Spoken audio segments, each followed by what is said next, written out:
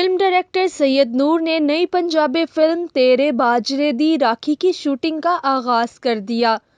Film کی opening تقریب شیر گڑھ میں واقع حویلی میں کی گئی۔ فلم کی کاسٹ سائمہ نور، سینئر اداکار مصطفیٰ قریشی، راشد محمود، اچھی خان، شفقت چیمہ، نغمہ بیگم، سائمہ سلیم، تبسم خان، آغا ماجد، سلیم البیلا، شیریں اور فلم کی ہیروئن جنت مرزا بھی سیٹ پر موجود تھیں۔ سید نور کی دعوت پر فلم پروڈیوسر چودھری اعجاز کامران، چودھری اجمل، التمش بٹ، شہزاد ماہیہ، ممتاز بشیر اور دیگر شامل تھے۔ فلم کا میوزک ذوالفقار اترے نے ترتیب دیا ہے۔